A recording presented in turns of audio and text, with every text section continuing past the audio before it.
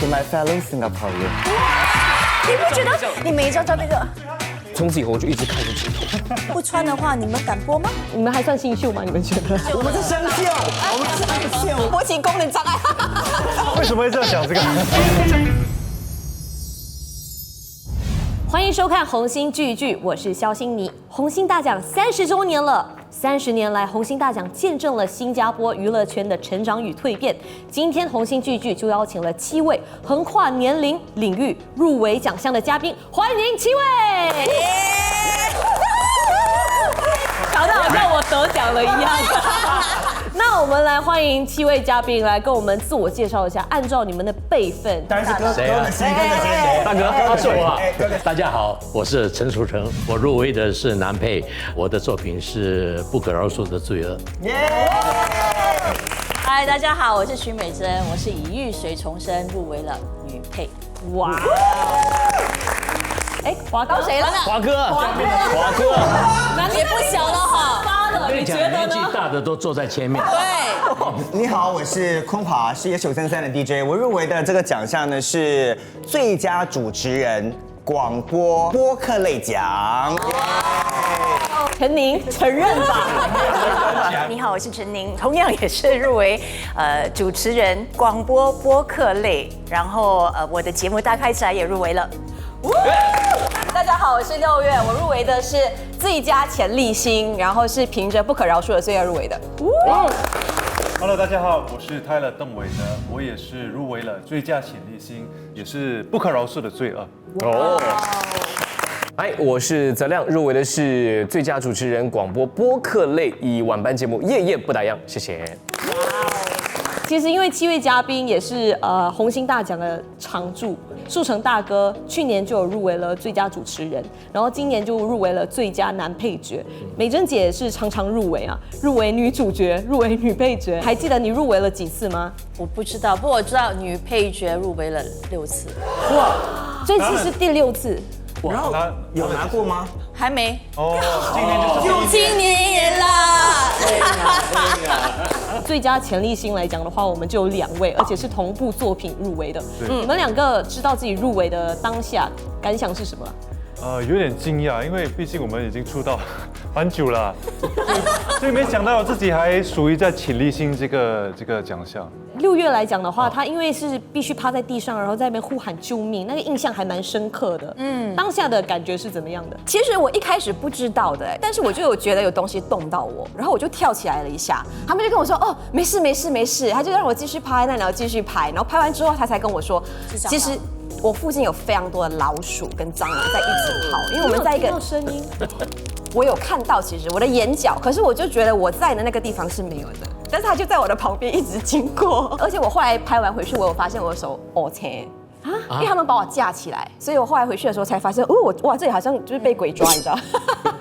树成大哥曾经也讲过，当演员其实最害怕对戏的会有婴儿。还有没有是让你更害怕跟恐惧的一个对手戏呢？害怕没戏演。但作为主持人，你们最害怕的访问对象是怎么样的呢？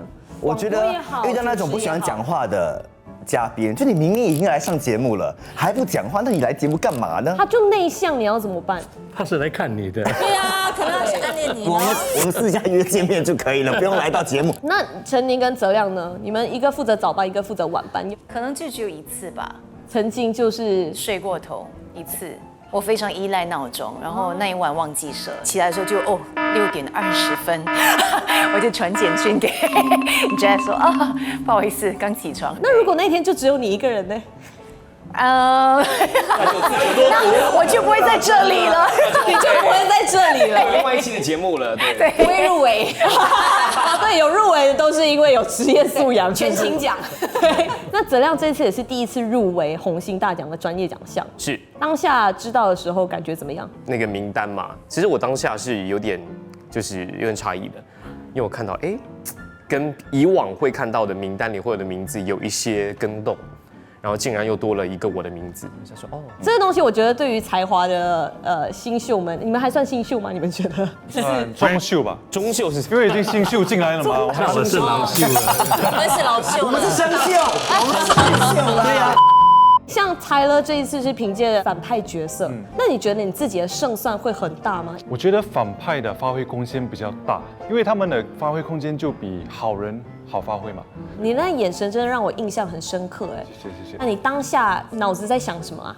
脑子想着小心你，杀了你。我这种问题，我想勒住你。没有，就以那个角色的心态去诠释那场戏，因为其实那个角色他是有精神状态一些不寻常的，他有勃起一些勃起障碍。然后我就想，为什么他会这么自信？为什么他会这么享受？所以我就完全进入那个角色，以那个角色的思想来去诠释这个。还好跳出来了，要不然我们这几个被他勒死。真的，我不要。我刚才有听错吗？是勃起障碍吗？对，勃起障碍。玩这样大，这个戏。对，因为他就是不不可饶恕的罪恶，就是没有玩看吗这么大。 ？MeWatch 还有哦，有。弄到我很有兴趣去看了哦。泰勒有勃起障碍哦。是我的角色，你的角色，你只是看他的戏而已啦。没有，我是要看那个燕姐的。对，我的你也有障碍是不是？我的有蟑螂，没有障碍。美珍姐，我也想问多一题，就是因为这次是凭借《浴水重生》里头妈妈的一角嘛，以往也是拍摄了非常多，扮演了非常多的不同类型的妈妈。那你觉得这一个角色特别之处在于哪里？我觉得之前因为我们很年轻就被抓去演妈妈了，就40几岁，40头岁就开始演妈妈的角色。到了现在这个年龄，你对妈妈的那个了解也比较深入。然后最主要是因为他是刺激了我，他在 script read 的时候，他就看着我，你不像我妈妈。他想象的妈妈是好像没交结的那种年龄。所以我就设法就是跟他沟通。然后也是跟亮哥第一次一起合作，所以我觉得整个成绩出来，让人家看到我们这家人很喜欢我们这家人的戏，也是一个成功。现在大家都有在追看短视频吗？我们也有演了933。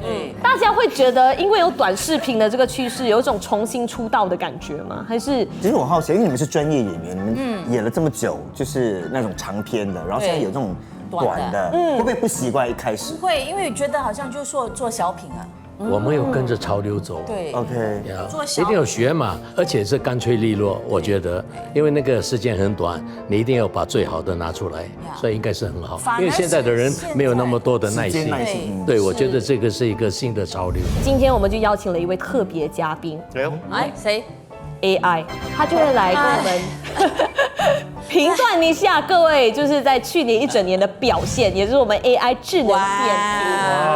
然后最后有一个 AI Rose， 可能请本人来念一下，因为我念不下去，非常有趣。你用的是付费版还是免费版？这要问制作组。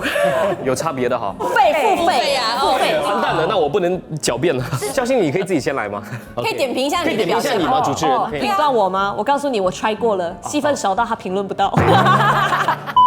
那我们请坤华吧。好，我先啊，是可以，好不好？表现点评，10分的话，总和评分得到8.5分。主持风格自然流畅，反应迅速，这个我必须承认，真的是准啊！这真的是心里写的吧？你以为我写得出来吗？我应该是塞了钱给制作组吧，我猜。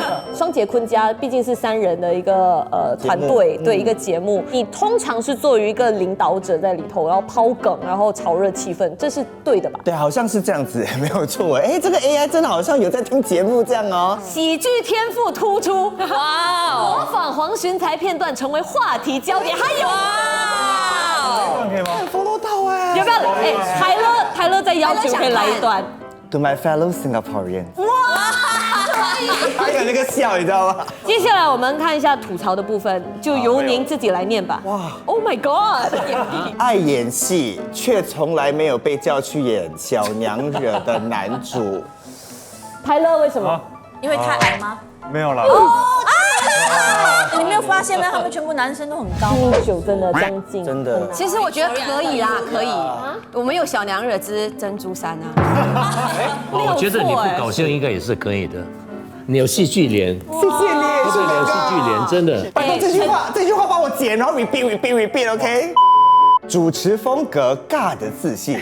讲段子前自己先笑，讲完没人接，最后只能自己 cue 自己说，哎，我觉得很有趣。有吗？大家有印象坤花有讲过这句话吗？应该有吧？对，不要相信 AI。我觉得我讲的话很有趣啊。我觉得就是你的话的感觉。好，接下来我们看6月。点评表现是8.7，可以，我接受。哎，很高哎，我接受。果然都是红星大奖入围者，大家都是8分以上高分哦。王金香年轻版呈现生理恐惧的极限演绎，挑战老鼠、蟑螂等高压场面，观众直呼沉浸式 PTSD。哇，很高分哎！其实你应该在当下把那个老鼠跟蟑螂拿起来吃。 Oh my god！ 主要就是这样吃了哈。他在拿奖的。没有，我真的没有拿奖。你没有吃过？你有吃过？那个时候没有红星大奖，有红星大奖可能至少入围了。太可惜了，白吃蟑螂了！哎，你干嘛骂人？白吃蟑螂了！主持与社媒兼顾，摔与每日视频挑战，提升曝光，展现多平台生存力。谢谢。对啊，刷一解嘛，对不对？哎，没有，我6姐，1姐在那里。哎，没有，而且你每日视频这件事情他也知道哎。接下来 AI roast， 哎，你要看。讲明明是演员账号，结果自拍频率高到像在 audition 网红咖啡店 KOL。哇，他很凶哎！为什么会觉得是网红咖啡店 KOL？ 下面来了。大家更凶哎！他说365天挑战，前30天是努力，后335天是敷衍。哎，有了，前面你真的是蛮努力的了。然后后面呢？然后就有点。你是那个 AI 是吗？哇，这个 AI 会读心呢。哎，承认吗？我都还没有做完，你凭什么讲我335天是敷衍？明明就是330天啊！对啊，那多余的5天呢？我是符合观众喜好，因为一开始是3分钟，到后来我发现大家只看前面30秒，我就决定说那我拍1分钟就好了。我们重量不重质，重量1月过后就是敷衍了。好，下一位我们看一下 Tyler， 哇，9分哎，高分9分哎，好强！突破性角色演绎，首次挑战变态杀人犯郭文浩，让观众心理阴影面积拉满。不错，哎，你真的很开心。大家看到这一幕的时候，都是嘴角带着嘴角上扬的，细节演技拉满，苦练1秒系鞋带，吹口哨表情。你要不要现场表演一下1秒系鞋带啊？One second。哇，这有一个方式的，有一个方式。这样叫1秒系鞋带哦。OK， 我们看一下 AI Rose。现实中的 IG 却疯狂健身晒腹肌，演的是杀人犯，但现实是在谋杀大家的自尊心。他在称赞你耶！这 AI 哇，可能天秤座看外表的。以后如果拿奖，致辞想用中文，建议提前写好，交给 AI 配。生意做这个我讲过吗？忘了。美珍姐，我会交给英文掺杂你 ChatGPT。要管啊 AI 这只要 complete OK 了。这 AI 的水平这么高，你是来 test DJ 的吧？哎，大家开始讨伐 AI 了，越来越不开心了，各位。抵制这个 AI。接下来我们先看一下陈宁，哇，10分钟获得8.4。主持风格高情商加幽默感，擅长化解尴尬，维护团队气氛。哎，你化解尴尬方法是不是？哎，我也觉得很有趣。我会。商业跨界能力强，将广播流量成功转化为餐饮实体经济。哇！我的餐厅没有在赚钱嘞，不会了。这么大方的表这个 AI 不是很准哦。节目娱乐性强，但缺乏深度。又来深度了。哎，我觉得这很难哎，你要讲娱乐又有深度，一边笑哈哈哈哈，勃起功能障碍，好深好深。为什么会这样想这个？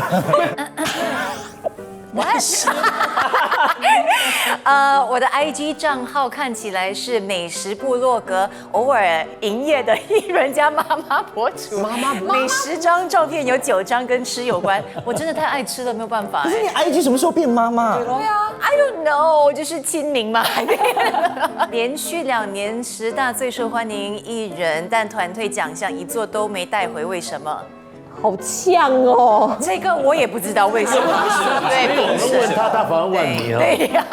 应该问 Why 才对吗？对，我们那个 AI 付不够钱是吗？朱泽亮，哇哦，8.6亿，赢过陈琳哎。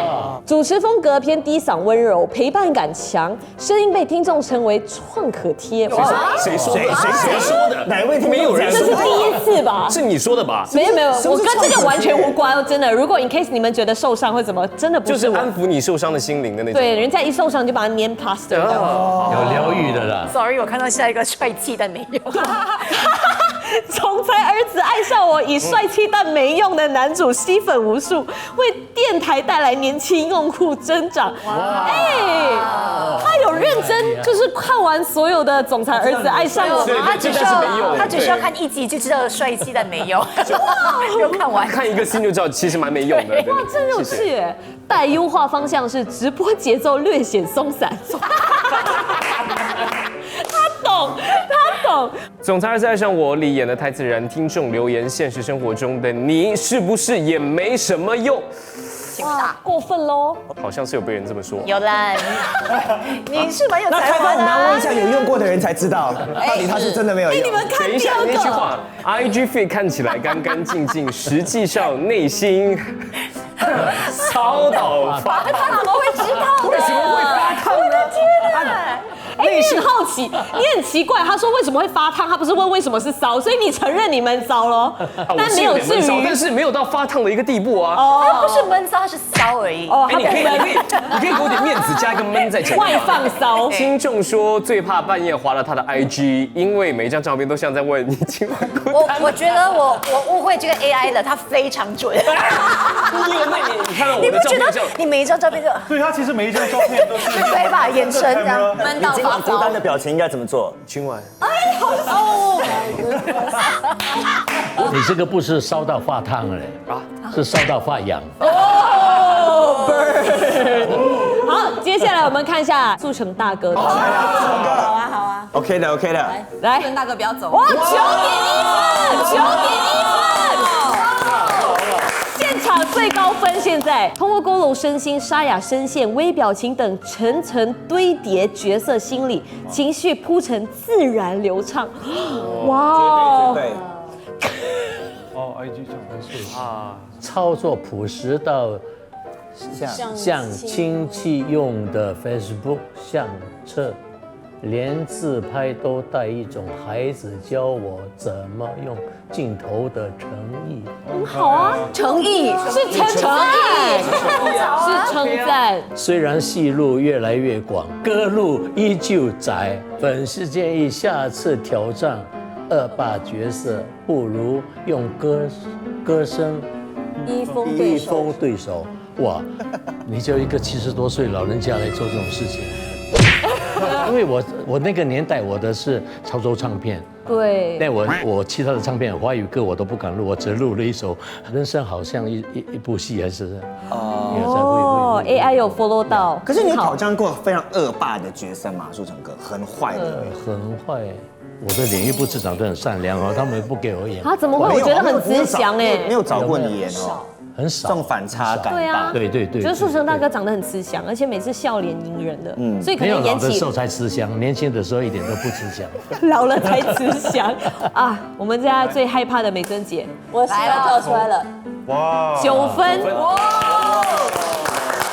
在遇水重生中诠释残疾女儿的母亲，情绪拿捏精准，以细节传递隐忍之痛，是内敛式哭戏的标杆。哦，